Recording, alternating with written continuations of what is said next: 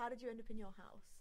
Firstly, I applied for a different university, and then come results day, I didn't get the results that I needed. So I ended up at a different university that didn't have any more on-site accommodation.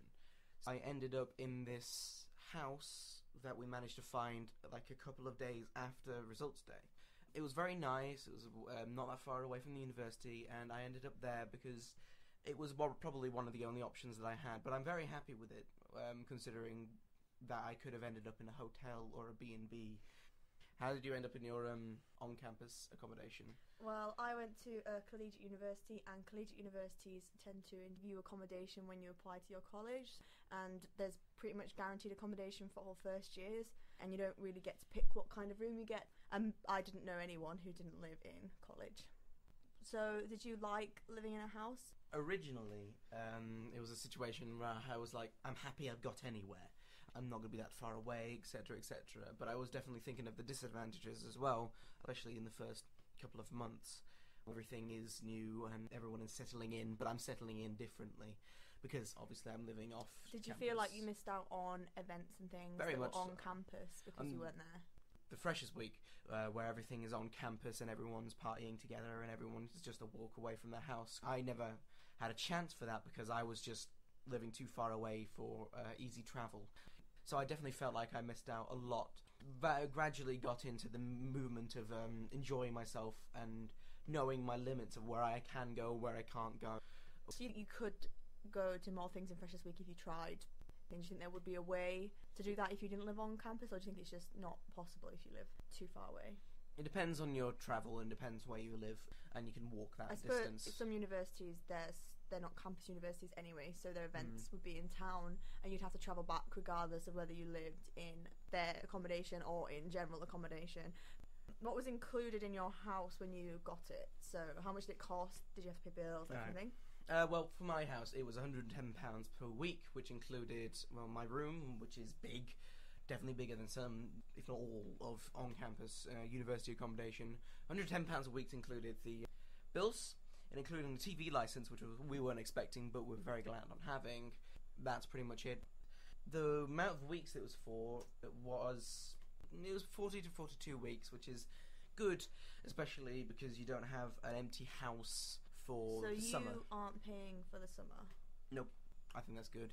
It's because I'm not spending hundreds of pounds for a house that I would say, as someone who's lived out in later years, that's not that common.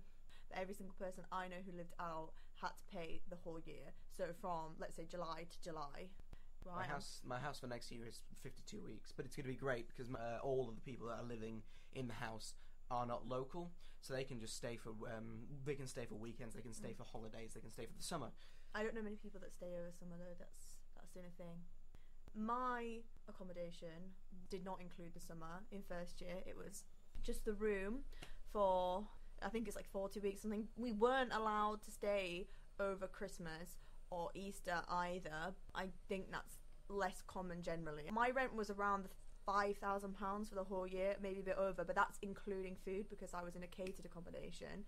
I didn't have to pay any bills and I didn't have to pay for any food. And also there was cleaners, so we had like communal kitchens, communal bathrooms, and they cleaned them, and they also cleaned our rooms. There was a lot of on-site facilities that are included in that, so things like the JCR, the gym, games rooms, internet, there's a library. All these things are part of being a member of that college. The prices are going up and up and up for university accommodation, and they're getting very expensive, and I think that you have to weigh up whether it's worth the extra benefits that you get compared to how much more you're paying than living out. You also have to pay deposits for both private rented and accommodation on site. If you're private rented though, you need to make sure you're in a tenancy deposit scheme. I would just Google that, look at that on the government's website to kind of understand what that means and why you need a tenancy deposit scheme if you're in private rented.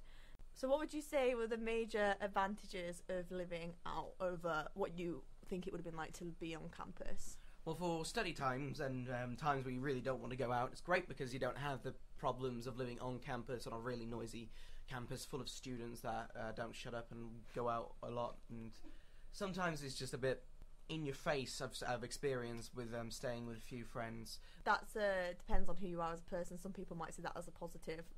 to be with people, but some people maybe think But not at 2 I'd a.m. rather not be with them the whole time.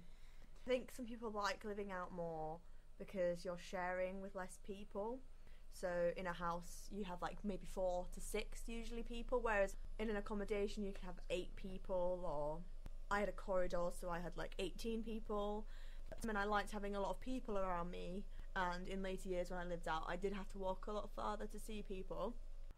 You were a fresher, so you didn't pick the people you live with because you didn't know anyone when you came. Well, yes, because there was a accommodation meet and greet for people who were going to find off-campus accommodation, which is great because I've finally managed to find someone that I did like, and I'm living with them now. In general, yeah, you don't really know who you're going to live with on campus or off campus at accommodation. But if you did know someone you were going with, you could live in like, I don't think you'd be able to pick someone you knew and be like, can I live with them on site? Whereas if you did know people you were going with off campus, you could live in a house together, and I think in first year that would be quite nice. I know people who've been put in flats with 5 other people and they don't get on with them, and then you have to live with them for a whole year, and it can make things difficult.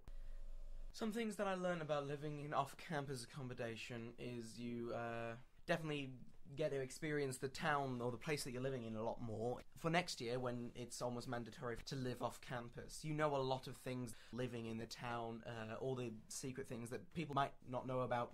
So you get that knowledge before anyone else, and you're a great asset to anyone that you want to live with. So how did you end up